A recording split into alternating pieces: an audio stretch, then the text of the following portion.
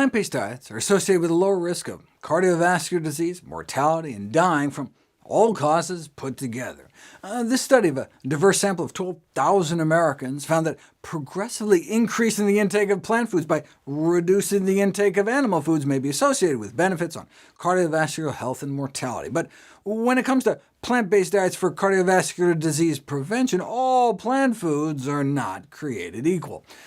Were the vegetarians in the British study that found the higher stroke risk just eating a lot of vegan junk food? Any diet devoid of certain animal food sources can be claimed to be a vegetarian or vegan diet, so it's important to see what they were actually eating. One of the first things I look at when I'm trying to see how serious a population is about healthy eating is look at something undeniably, uncontroversially bad: soda, liquid candy. Right? Anyone drinking straight sugar water obviously doesn't have health top of mind. In the big study of plant-based eaters in America, where people tend to cut down on meat for health reasons far more than ethics, flexitarians drink fewer sugary beverages than regular meat eaters, as do pescatarians, vegetarians, and vegans. In the UK study, though, where the increased stroke risk was found, where folks are more likely to go veg or vegan for ethical reasons, the pescatarians are drinking less soda, but the vegetarians and vegans are drinking more. Now, I'm not saying that's why they had more strokes. It just might give us an idea of how healthy the people were eating. In the UK study, the vegetarians and vegan men and women were eating about the same amount of desserts, cookies, and chocolate, and about the same total sugar. In the US study, the average non-vegetarian is nearly obese. Even the vegetarians are a little overweight, and the vegans were the only ideal weight group. In this analysis of the UK study, though, everyone was about the same weight. In fact, the meat eaters were skinnier than the vegans. Right? The Epic Oxford study seems to have attracted a particularly health-conscious group of meat eaters, weighing substantially less than the general population. Let's look at some particular stroke-related nutrients. Dietary fiber appears beneficial for the prevention of cardiovascular disease, including stroke, and it appears the more, the better. Based on studies of nearly 500,000 men and women, there doesn't seem to be any upper threshold of benefit. So the more, the better. More than 25 grams of soluble fiber, 47 grams of insoluble dietary fiber, and you can really start seeing a significant drop in associated stroke risk. So one could consider these as the minimal recommendable daily intakes to prevent stroke at a population level. That's what you see in people eating diets centered around minimally processed plant foods. Dean Ornish got up around there with his whole food plant-based diet. Maybe not as much as we were designed to eat based on the analysis of fossilized feces, but that's the kind of neighborhood where we might expect significantly lower stroke risk. How much were the UK vegetarians getting? 22.1. Now, in the UK, they measured fiber a little differently, so that may actually be closer to 30 grams, but not the optimal level for stroke prevention. So little fiber that the vegetarians and vegans only beat out the meat eaters by about 1 or 2 bowel movements a week, suggesting they were eating lots of processed foods. The vegetarians were only eating about a half serving more of fruits and vegetables, thought to reduce stroke risk in part because of their potassium content.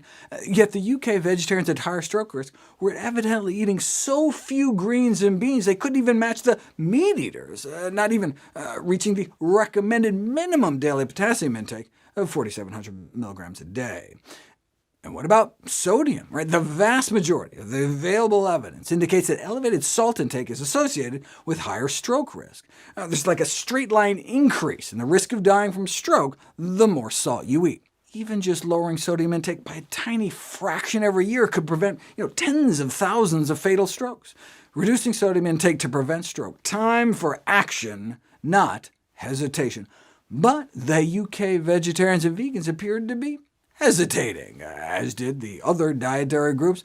All groups exceeded the advised less than 2,400 milligrams of daily sodium intake, and that doesn't even account for salt added at the table. And the American Heart Association recommends under just 1,500 a day. So they were all eating lots of processed food. So, no wonder the vegetarian blood pressures were only 1 or 2 points lower. And high blood pressure is perhaps the single most important modifiable risk factor for stroke. What evidence do I have that if the vegetarians and vegans ate better, their stroke risk would go down? Well, in rural Africa, where they were able to nail the fiber intake that our bodies were designed to get by eating so many whole healthy plant foods, fruits, vegetables, grains, greens, and beans, their protein almost entirely from plant sources, not only was heart disease, our #1 killer, almost non-existent, so apparently was stroke, surging up from out of nowhere with the introduction of salt and refined foods to their diet.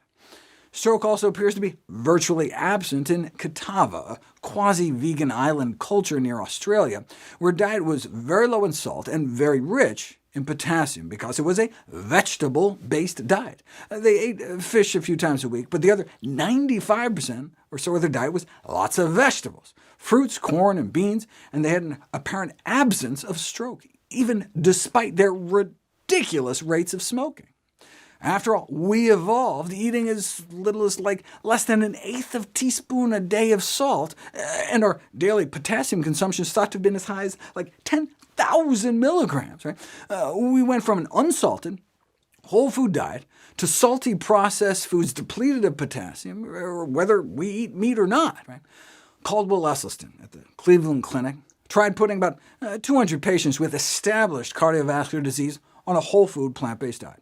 Of the 177 that stuck with the diet, only 1 went on to have a stroke in the subsequent few years, compared to a 100-fold greater rate of adverse events, including multiple strokes and deaths, in those that strayed from the diet. This is not vegetarianism. Esselstyn explains vegetarians can eat a lot of less than ideal foods. This new paradigm is exclusively whole food, plant-based nutrition.